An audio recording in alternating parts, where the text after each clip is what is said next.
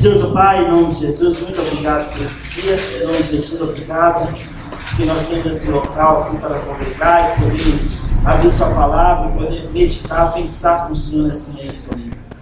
Senhor, por favor, traz uma unção especial do Espírito nesse momento, onde eu, cada um aqui presente, aqueles que estão chegando, que tudo seja feito hoje, vai para a honra e glória de Deus. Em nome do Deus de Jesus Cristo, nós oramos. Amém. Então, hoje é o dia 6 de abril de 2014, nós estamos estudando a lei e a graça. A lei, algo muito duro, muito hard, porque mostra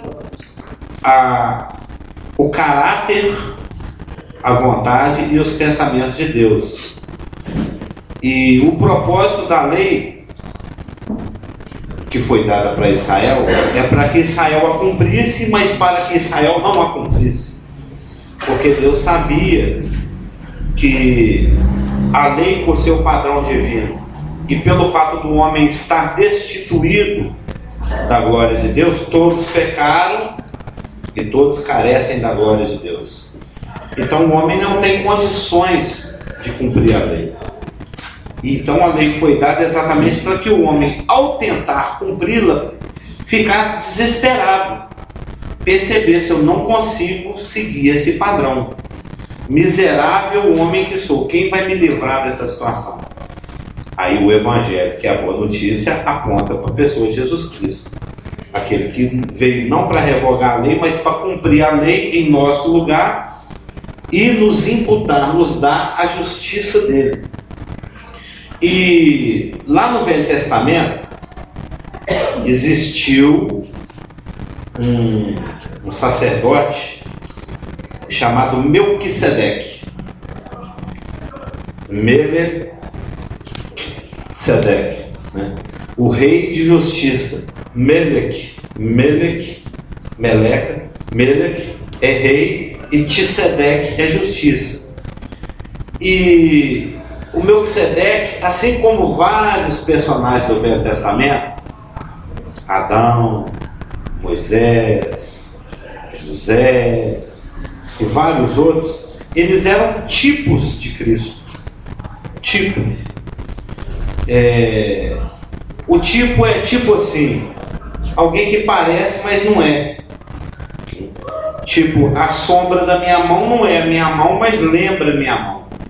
É esse que é o conceito no grego. O tipo é aquela sombra, né? Tanto é que tem gente que brinca fazendo a sombra do cachorrinho, do coelhinho. Já viu isso? Aquilo te lembra algo, mas não é o algo. O tipo, Cristo, por ser Deus encarnado, ele tem características infinitas. Ele vai além. Como é que é? Até vi uma palavra bonita essa semana. Ele é incognoscível. Isso é bonito. Ou seja, a gente não consegue alcançar com a mente, gnose, saber conhecer, saber. Ele é incognoscível. A gente não alcança ele com a nossa mente, com o nosso raciocínio. Ele tem que se revelar. Ele se revela ao homem. E Jesus Cristo, por ser a revelação de Deus, Deus manifesta em carne, e por ele ser Deus, ele é incognoscível, ou seja, ele não consegue alcançar com a mente. Ele tem muitas facetas, ele tem muitos. O seu caráter é muito múltiplo, muito amplo. Ele é manso, ele é eterno, ele é sábio, ele é bom, ele é gracioso. Então, ele é justo. Então, os vários tipos, ou seja, pessoas que viveram antes dele, que tinham essa característica, alguma das características que pertenceria a Cristo lá no futuro, quando ele encarnasse, em evidência, se tornavam um tipo de Cristo. Por exemplo, esse rei que encontrou com Abraão lá em Gênesis, quando o Abraão estava voltando de uma guerra que ele teve que entrar nela para salvar o sobrinho dele, o Ló. Ele teve que entrar nessa guerra, e quando você volta de uma guerra, você volta com um despojo, né? Você volta com aquilo que você colhe no campo de batalha, porque o seu inimigo morreu. Você mata o cara tinha um celular, o cara não vai usar o celular depois de morto. Aí você pega o celular e põe no bolso. Era o despojo.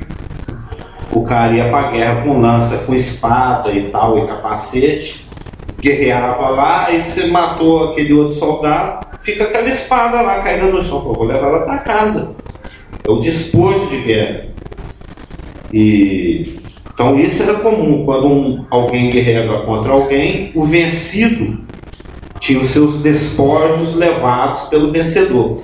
E o Abraão, depois de ter participado dessa guerra, que está lá em Gênesis 14, para salvar o sobrinho dele, ele voltando da guerra, ele e as pessoas que estavam vendo, se não me engano, 300 pessoas, está todo mundo com os balais cheios dos despojos de guerra, e o Melquisedeque, que era um rei sacerdote que vivia lá na época, 4.000 anos atrás, ele veio ao encontro de Abraão para abençoar Abraão.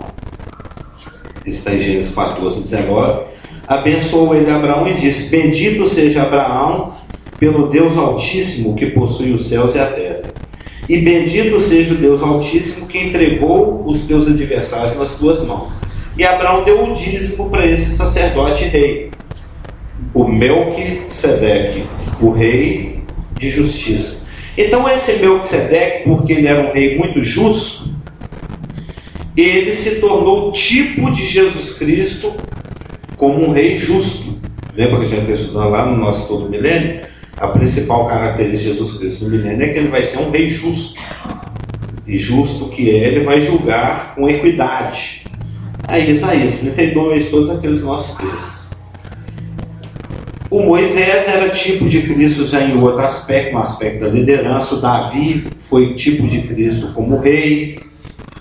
O José como alguém que é fiel, um mordomo fiel. Então existiram vários tipos, pessoas que viveram antes de Cristo, que tipificava a Cristo em algum sentido.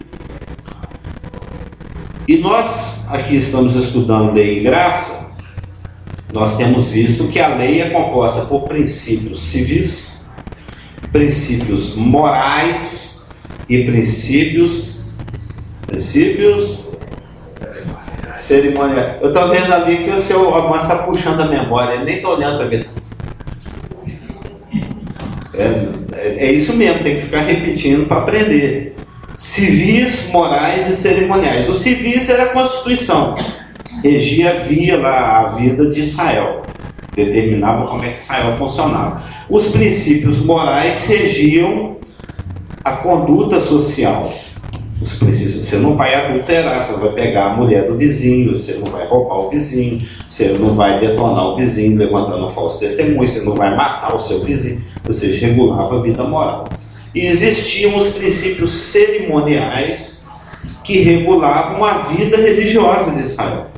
Como é que Israel adora, onde adora, o azeite, o incenso, os utensílios, que tamanho que vai ter, como é que vai ser feito, que material vai ser feito, ou seja, as leis cerimoniais.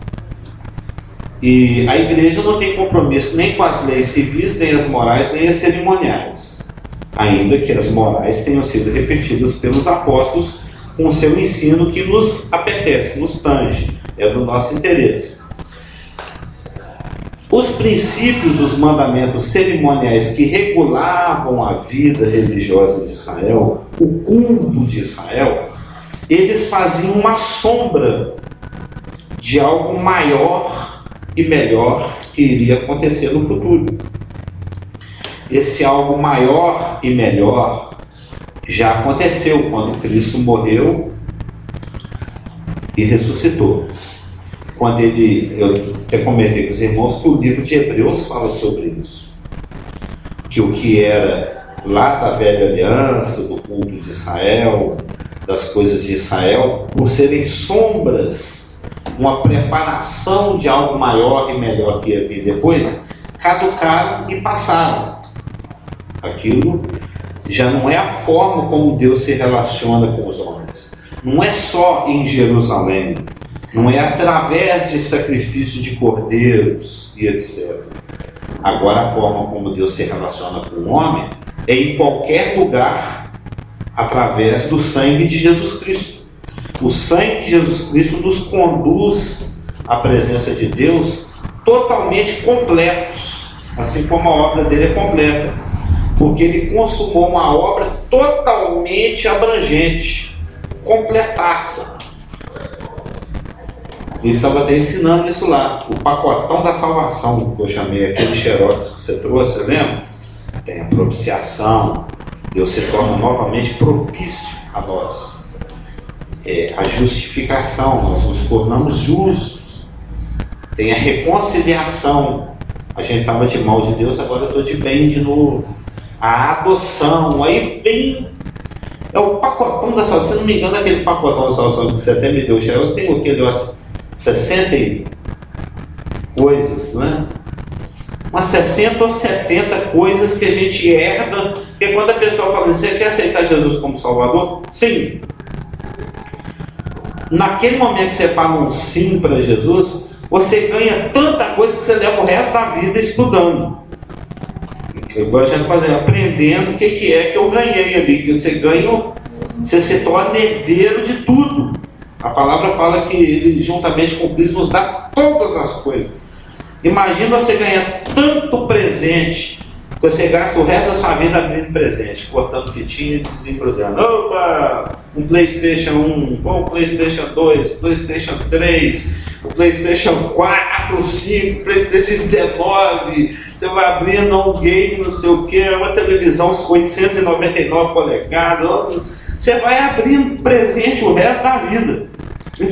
E nós vamos morrer, ressuscitar e vamos continuar o resto da eternidade. Olha o PlayStation 1 milhão, PlayStation 1 milhão e 1. Vai ficar o resto da eternidade abrindo presente. Porque o que Cristo nos dá é muita coisa, é tudo.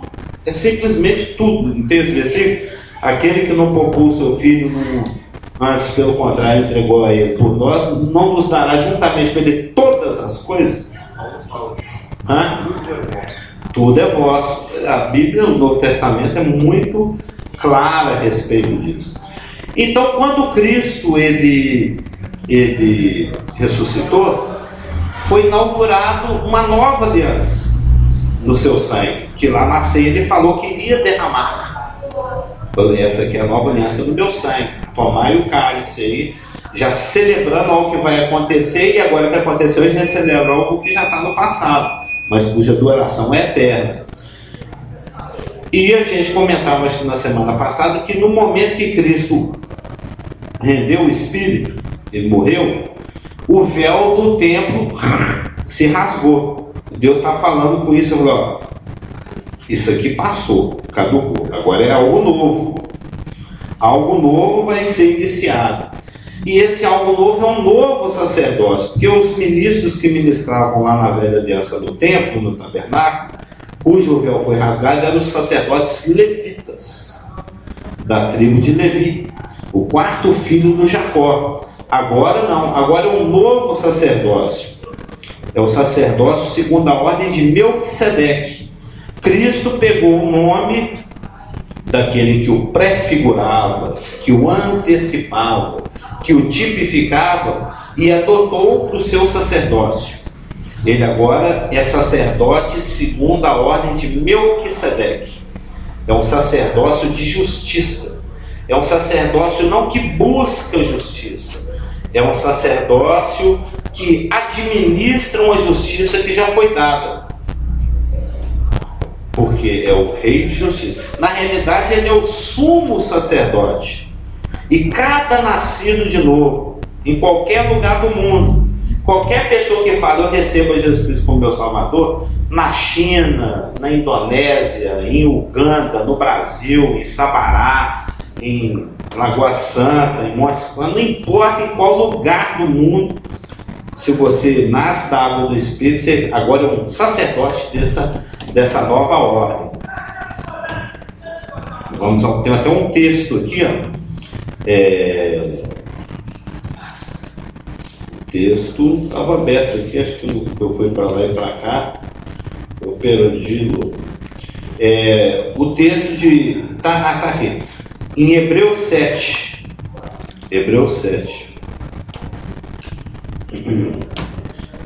Na realidade, vamos pegar no finalzinho do 6, Hebreus 6.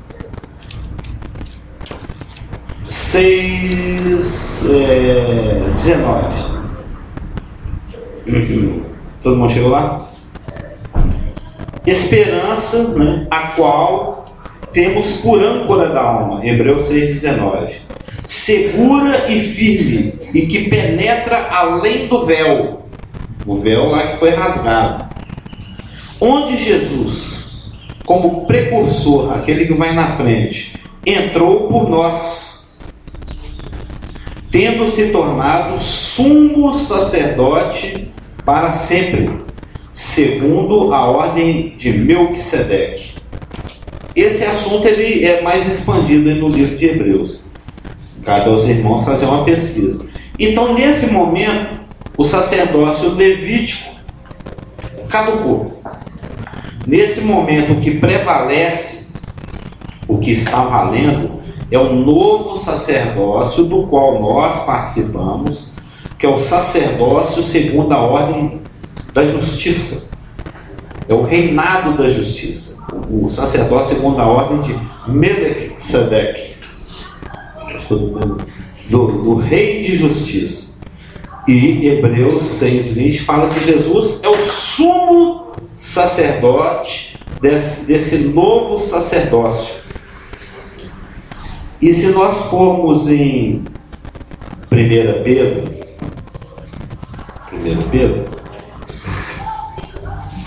1,9, Pedro, se dirigindo à igreja, faz um uso de uma passagem lá de Êxodo 19,5, no qual Deus falava para Israel que aquela nação estava sendo separada, santificada, para exercer o sacerdócio entre ele e as outras nações. O sacerdote, ele liga o homem a Deus.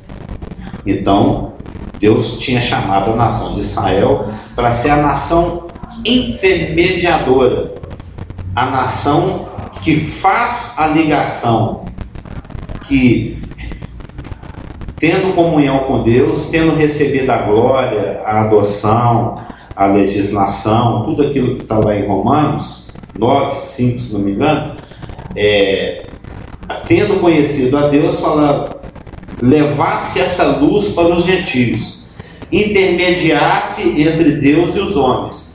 Tendo em vista o fracasso deles, Deus não cancelou o plano dele para Israel, mas adiou para um outro momento, e entre a recusa do judeu em receber Jesus Cristo e o sacerdócio que Israel vai exercer no milênio, nesse momento que já dura 2000 anos, um novo sacerdócio foi instituído, do qual nós fazemos parte. Por isso que em 1 Pedro 2,9 fala, vós, porém, está falando da igreja, sois raça eleita, sacerdócio real, nação santa, povo de propriedade exclusiva de Deus. É de propriedade porque ele tinha falado no 1,19 que ele nos comprou com seu sangue, a fim de proclamar as virtudes daquele que vos chamou das trevas para a sua maravilhosa luz. 1 Pedro 2,9. E em Apocalipse 1,6 também diz 5b, né? Aquele que nos ama e pelo seu sangue nos libertou dos nossos pecados e nos constituiu reino, sacerdotes para o seu Deus e Pai. A ele a glória e o domínio pelos séculos dos séculos. Amém. Como o Marcelo gosta de orar, né? Pelos séculos dos séculos. Ou seja, a igreja nesse momento é um sacerdócio. Nós somos separados para ministrar Deus aos homens. Bom dia. Somos separados para ministrar Deus aos homens. para intermediar, para sermos embaixadores. E nós vamos ver, começando de hoje e da semana que vem, o que é que nós temos que fazer. Porque o sacerdócio do Velho Testamento, ele tinha que rachar a lenha, levar a lenha lá, amontoar lá no altar do holocausto, pegar o carneiro, o cordeiro, o cabrito, a pombinha, a rolinha, destroncar o pescoço dela e rasgar e derrubar sangue, ou fazer o upgrade dos pecados lá na cabeça do bicho, depois degolar ele, derramar o sangue, depois picar ele todo. Ele era um lenhador, açougueiro, ele fazia um monte de papéis. Depois tinha que destrinchar o bicho todo, tirar as tripas lá de dentro, separar a gordura para queimar num certo lugar, separar o peito e a coxa direita e levar para casa, porque era a porção dele para ele comer. Isso tudo está lá em Levítico, são os preceitos cerimoniais. Queimar a carne num determinado lugar, derramar o sangue de uma determinada forma em um determinado lugar. Ou seja, ele tinha funções. Ele tinha que ficar moendo e socando certos ingredientes para fazer o incenso. Ele tinha que trocar o óleo lá do candelabro, porque senão acabava. Ele também era padeiro, né? A cada 7 dias ele recolhia aquele pão que era queimado de uma determinada forma em um determinado lugar, fazia novos pães, 12 pães, e colocava lá na mesa dos pães da preposição que ficava ali do lado direito de quem entra no santuário. Então ele era um padeiro, açougueiro, lenhador, sacerdote, padre, ele era tudo. Ele tinha funções. O sacerdote do Velho Testamento, a ordem levítica. Nós também temos funções. Só que ainda bem que não é ficar desossando e nem fazendo pão, essas coisas. Porque aquilo era uma sombra de um sacerdócio maior, mais alto, mais excelente e superior, do qual nós fazemos parte.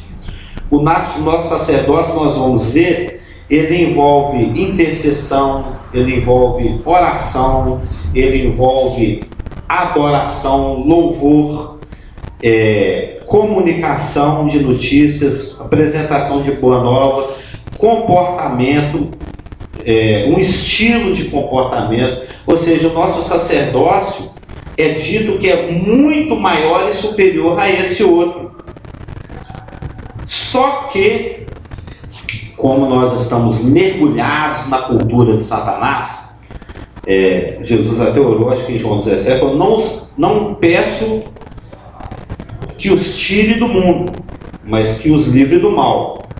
Nós estamos aqui, mas não somos daqui. Pode vir aqui fazer a perguntinha. Nós estamos aqui, mas não somos daqui. Não vem aqui, que aí fica gravadinho ali para quem vai assistir, e você fica bonito na foto também, aparece o planeta. Então, nós, por vivermos aqui, nós temos um convívio com essa cultura. Antes que você esqueça. Bom dia. Bom dia. É o seguinte, eu tenho uma certa dúvida. Que enfim, alguém fez uma pergunta. Em relação porque se no caso do sacerdote ele chegava diante do Santo dos Santos, né, para oferecer o sacrifício daquele povo da época. Nação de Israel. Aí disse pelo pouco que eu fiquei sabendo assim, disse que tinha uma certa tira na boca que ele usava, que ele sempre tinha um sininho. Ele tinha campainhas em forma de amêndoas penduradas na beirada da saia. Aí a minha curiosidade é o seguinte: porque já aconteceu o fato de entrar sacerdotes em pecado e aquele sino parar de... Essa pergunta foi feita, se não me engano, na quinta-feira, lá no Lord School. Olha, isso era fato. Existia todo um processo de santificação. Lavar com água, ter feito o sacrifício da forma correta, dentro das prescrições que são dadas pelas leis cerimoniais. E existia sim a possibilidade da oferta ser recusada, assim como Nadab e o Abiú, filhos de Arão, que ficou até bastante triste, morreram quando eles estavam oferecendo o incenso da forma errada. Isso está lá no livro de Números. É por isso que eles já andavam então com Como se fosse uma cinta. Esse daí já era. Existia a possibilidade da coisa ser feita da forma errada e dele morrer. Porém, as escrituras não narram nenhuma situação em que isso possa ter, se isso ocorreu. Mas era uma possibilidade. Se aconteceu, a gente não sabe. Pode ser que nos escritos rabínicos, que não pertencem à Bíblia, mas que falam de coisas que são pertinentes aos nossos assuntos, fale a respeito de alguém. Lá no ano 380 e tal, antes de Cristo, o sacerdote Jonas foi oferecer e dançou. A gente não sabe. A Bíblia não relata, mas era uma possibilidade, porque a coisa era muito minuciosa, muito prescritinha, e Deus estava sempre avisando Moisés: ó, fique esperto para você fazer segundo tudo que está escrito nesse livro, que a lei ela era muito hard. Não, o pessoal daquela época era bem cauteloso em emoções. Você tinha que ficar esperto. Muito obrigado, Deus abençoe.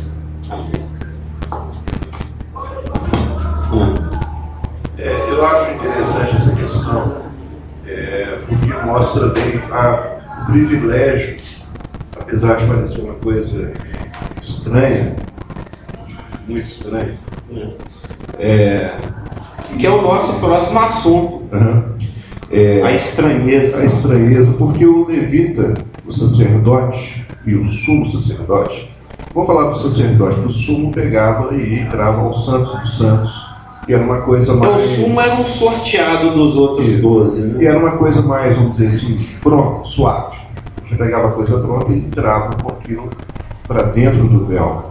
Mas o sacerdote ele tinha um privilégio, eu penso, interessantíssimo. Hoje a gente tem aí a profissão de, como você falou, de açougueiro, e a gente não imagina o que possa ser.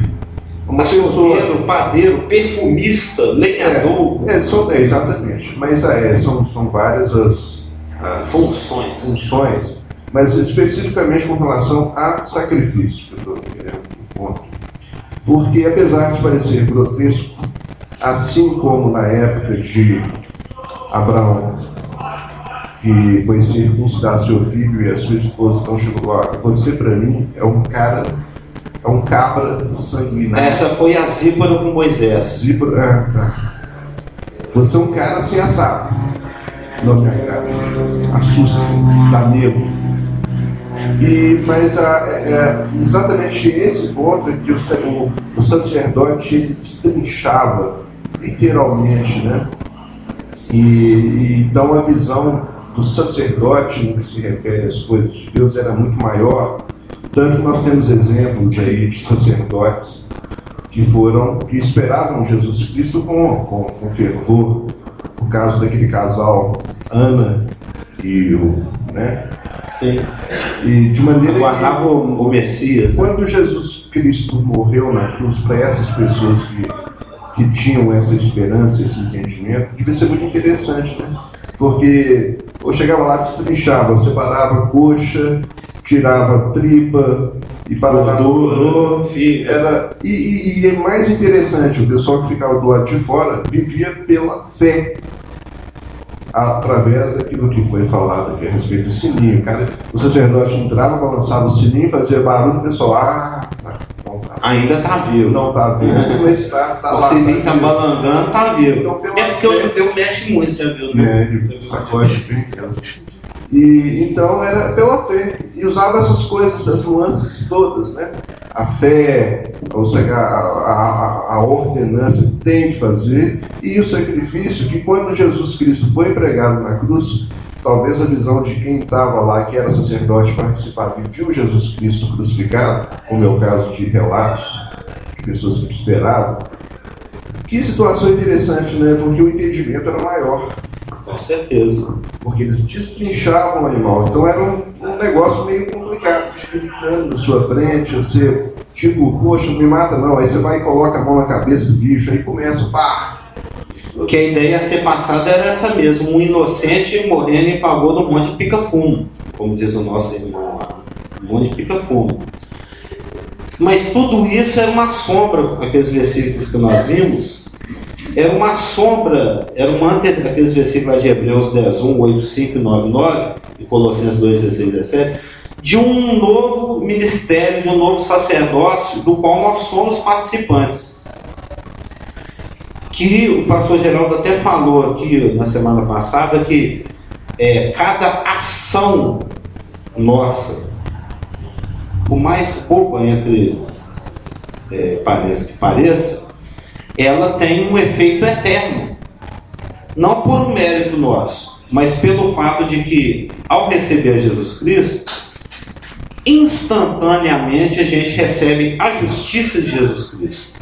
Então toda aquela magnificência que Cristo tem, e que a gente vê, por exemplo, em Apocalipse 1, quando João na ilha de Patmos olhou para trás e viu Jesus vestido com aquela veste talar, os olhos como chama de fogo, a espada saindo pela boca, os pés com tudo aquilo passa a ser inerente a nós também. Não parece, mas a nobreza, a magnificência que Cristo tem, nós também temos nele. A palavra fala isso, que é uma excelência que mora em vaso de barro. A gente está aqui com essa cara de comedor de feijão, essa cara de bobo que a gente tem, mas na realidade nós somos preciosíssimos aos olhos de Jesus Cristo, aos olhos de Deus, por causa de Jesus Cristo, por causa da justiça que Ele nos imputou. O amor exagerado que o Pai tem por Jesus Cristo, Ele passa a ter também por cada nascido de novo. Ainda que exista um amor logístico, a graça logística, mas aquele prazer, se é meu filho amado em quem me compraz, também se estende a cada nascido de novo. Então tudo que é pertinente a Cristo passa a ser pertinente a qualquer nascido de novo, de qualquer condição social, ou mental, ou emocional, em qualquer lugar do mundo. Não existe nenhum tipo de variação, ou de acepção, ou de discriminação, ou de modulação, ou de separação. Todos passam a ser igualmente a Cristo. Na totalidade de tudo que Cristo é, aquele que se une ao Senhor se torna um só espírito com Ele. E o Senhor falou em Mateus 16, 18, que por causa dessa união com Cristo, assim como Cristo é irresistível, Satanás tem tentado resistir há milênios. O rapaz lá da tribulação anticristo vai tentar também lutar, vai reunir todos os exércitos na terra, mas ele, um sopro da boca, ele destrói todos os poderes da terra reunidos. E isso se estende também ao crente. O poder que Cristo tem, isso aí é João 15, por nós estarmos ligados à videira, a seiva que corre dele corre também em nós. Então o poder que ele tem nós temos, a santidade que ele tem nós temos, a justiça que ele tem nós temos, e isso também nos faz irresistíveis como irresistível ele é. Por isso que ele falou em Mateus 16, 18 que as portas do inferno simplesmente não conseguem resistir à ação da igreja. A igreja vai passando, a porta do inferno vai caindo. Satanás pode fazer a força que ele quiser, que ele não resiste à ação da igreja. Aí o que ele tem que fazer? Ele tem que blefar. Faz favor. Pode ser que mesmo. Deixa eu perguntar para você, irmão. Eu também sou meio ruim do ouvido. Cristo, ele veio porque ele foi o sacrifício dele. Sim. Cordeiro de Deus, tira o pecado do mundo. Muito animal, o povo não estava mudando em nada. Mas aí tem aquela parte que fala assim: veio para o que era seus e os seus não receberam, né? João 1:11. Mas todos quando receberam, Deus deu-lhes o direito de ser. O poder. Agora, deixa eu perguntar para vocês, que às vezes o povo tivesse aceitado, o que significa de nós hoje? Essa é a Inclusive hoje ainda eles não recebem, né? O povo judeu. Porque na realidade isso é um outro assunto, eles estão com o olho tampado. Eles estão debaixo de um juízo. Eles estão com um véu no rosto. Eles até hoje, quando lê Moisés, eles não entendem. Eles lêem a Taná e não entendem, porque tem um véu. Porque após a grande redenção no Calvário, achou-se o véu da separação, ou seja, hoje temos livre acesso, né? Sim. que penetra além do véu, igual nós lemos aqui em Hebreus 6, alguma coisa. Mas isso foi um comentário, né? Não foi uma pergunta. Não, seria um comentário. É uma meditação. Eu queria saber o que seria de nós, caso ele tivesse aceitado. Ele fala assim: olha, eu veio para o que era os seus, porém os seus não receberam. Aí é isso que eu quero saber: se aquele povo tivesse recebido, o que seria de nós hoje? Ah, tá, não. Aí nós já estaríamos dentro da eternidade. Porque o plano de Deus, aliás, até antes disso, é que o reino, eu estava conversando isso com o Rafa essa semana, é que o reino nunca tivesse caído. Que o plano de Deus para Israel é porque ele vai adotando planos alternativos, o plano B, C, D, em função da nossa estupidez, ignorância, teimosia e rebeldia e pecado. Porque o próprio Romanos 2, verso 11, não, eu vou até vir antes. Recepção de pessoas, né? Sim, eu vou ir antes do não o receber. O plano de Deus é que Davi reinasse, Salomão reinasse, e o reino de Salomão foi maior ainda que o Davi, que Roboão tivesse ouvido os anciãos e não os jovens, o reino dele seria maior do que o de Salomão ainda. Aí viria Abias, Asa, todos aqueles 6, e é que Israel nunca tivesse sido rachado no meio, em função do pecado de Salomão e Roboão, e que a coisa fosse se estabelecendo e que Israel fosse se tornando cada vez mais cabeça das nações, ao ponto de quando Jesus nascesse, ele seria filho de José, o rei. José era para estar sentado no trono, não era para ele estar batendo prego na madeira, não. Ele estava naquilo em função da rebeldia de Israel, em função do rasgar do reino em Israel e Judá, em função do pecado de Joaquim, Zedequias, veio Nabucodonosor, levou todo mundo para cativeiro. Isso nunca fez parte dos planos de Deus. O cativeiro partia o reino no meio, era para a sucessão monárquica ter acontecido, reis cada vez com poder maior e mais crescente, ao ponto de que Jesus seria o filho do rei José. José ia estar lá no trono, com cetro na mão, coroa, nasceria o filho dele, o rei Machia, o rei Messias. Aí ele assumiria o trono, os seus o receberiam, ele implantaria o milênio, que já teria terminado há 1014 anos atrás. A gente era para estar morando na Nova Jerusalém há 1014 anos, mas como os seus não receberam, ele que falava o reino de arrepender-se que está próximo do reino de Deus. Aí houve a recusa, não, o seu poder é do capeta, você veio aqui em nome de Beuzebu. Ele falou: olha, agora o rei está longe, o rei vai partir para depois voltar. Aí ele jogou a coisa para frente, ele teve a oportunidade de pôr em ação o plano B, que é o plano igreja, que é uma situação que nós estamos nela já há 2000 anos. Mas nada disso era para ter acontecido. Nem partiu o reino no meio, nem ter cativeiro, nem existir igreja, nada disso. Nós fomos enxertados no plano da Exatamente. Ele teve que arrancar as gaias e enxertou novas gaias, né? No caso somos nós. Certamente ele ia, se caso Israel prevalecesse como é o plano, inclusive, não houve. Era e sempre será. Sempre será o plano.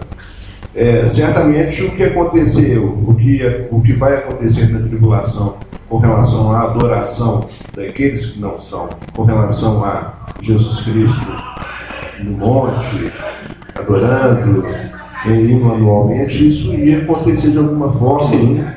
Eu acredito, essa é uma opinião pessoal, porque é muito assustador de fato essa questão. Não, vocês estão separados das alianças, vocês não fazem parte, e era duro, é pesado isso. Imagina os gentios, né? Imagina o povo lá aberto, querendo participar de alguma forma, o povo fora das alianças, e não poder ver, não poder participar, ter a alegria de ver o sacerdote, né?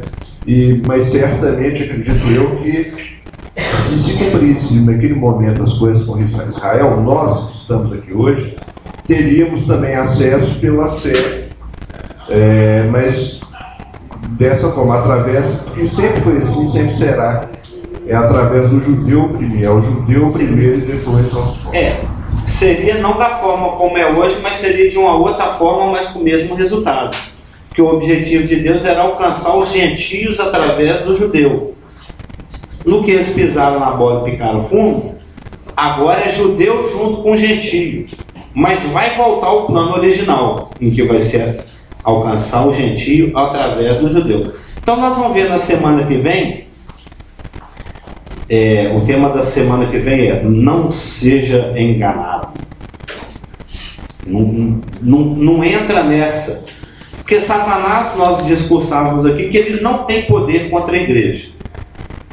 A igreja chega e dá cocão nele e não pode fazer nada. Ele não resiste à igreja. As portas do inferno não prevalecem contra a igreja. Aí ele trabalha com blefe, com a mentira.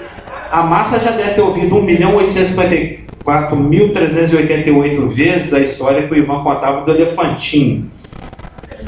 Do elefantinho com a perninha amarrada. Ele contou 300 milhões de vezes essa história. Você deve ter ouvido pelo menos 800 mil. O elefantinho pequenininho, novinho, recém-parido. O rapaz, o domador, foi lá, amarrou a cordinha. Muita gente nem conhece essa história. É uma analogia, né? Na perninha do elefantinho. E amarrou ele num toco. Deu ali 3 metros de corda para ele, né? Aí ele ia passeando, 1,20 m, 1,80 m, 2,75 m, 2,78 m, 2,99 m, 3,1 ele não vai. Ele estava amarradinho lá. Beleza, aí, igual um bicho, qualquer bicho que você amarra, todo bicho é condicionável, né? É domesticado. Ele ficou condicionado a isso, o meu limite é até tal lugar. Só que ele cresceu. Ele virou aquele elefantão. Ele poderia ir além dos 3 metros, porque ele tem força para isso. A corda segurava um nenenzinho elefante, mas o elefantão era só ele arrancar esse negócio e ir. Mas como ele estava condicionado por aquele blefe, né, por aquela condição, ele nem tentava. Ele cresceu a vida inteira como alguém amarrado, alguém escravo. E Satanás quer exatamente isso para o crente. Nós já fomos escravos do império dele, éramos açoitados por ele, estamos numa condição absurdamente excelente e privilegiada como sacerdote do sacerdócio segundo a ordem de Melquisedeque, do qual Jesus Cristo é o sumo sacerdote, e ele não resiste a Cristo e nem a nossos ofícios e sacerdócios e as nossas ações e orações e etc. Ele que ele quer fazer? Ele blefa. Ele quer que você pense que ainda está amarrado com a cordinha. Isso era uma analogia que o Ivan usava.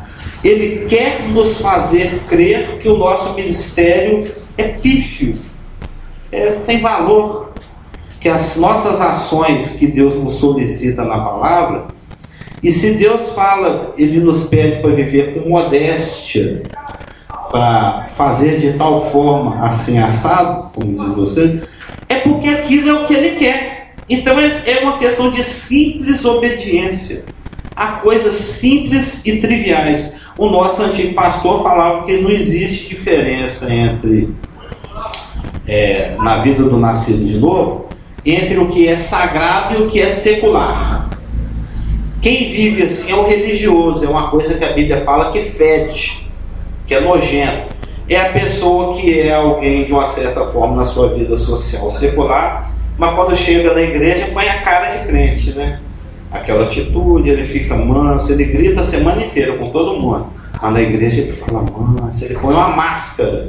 Isso chama religiosidade, é a coisa que mais fede, segundo as escrituras. O antigo pastor falava muito stink, lembra? Ele usava muito essa palavra stinking, está fedendo.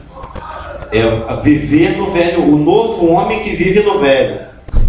Mas Deus quer que nós vivamos vidas modestas, triviais, com seus detalhes corriqueiros e que trazem impacto por toda a eternidade, e ao qual o inferno não resiste. Mas Satanás fala assim: isso é bobeira, isso aí é besteira, isso aí é pífio, isso aí não tem valor, mas tem muito valor. É o que nós veremos na semana que vem. Amém?